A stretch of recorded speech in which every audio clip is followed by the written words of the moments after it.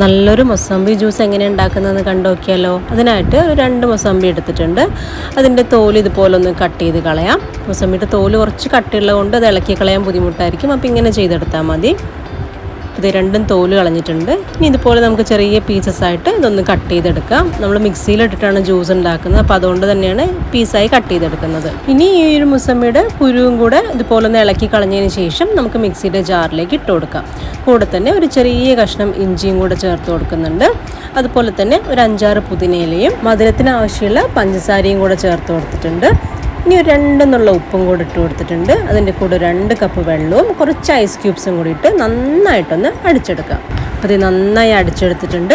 ഇനി ഒരു അരിപ്പയിലൂടെ അരിച്ചതിന് ശേഷം ഒരു ഗ്ലാസ്സിലേക്ക് ഒഴിച്ചു കൊടുത്തു കഴിഞ്ഞാൽ നല്ല ടേസ്റ്റി ആയിട്ടുള്ള അതുപോലെ നല്ല റിഫ്രഷ്മെൻ്റ് ആയിട്ടുള്ള ജ്യൂസ് റെഡി. അപ്പോൾ ഈ ഒരു വേനൽക്കാലത്തെ ചൂടും ദാഹവും ഒക്കെ കുറയ്ക്കാൻ വളരെ നല്ലതാണ് ഈ ഒരു മുസമ്പി ജ്യൂസ്. തീർച്ചയായും ഇതുപോലെ ട്രൈ ചെയ്ത് നോക്കണേ.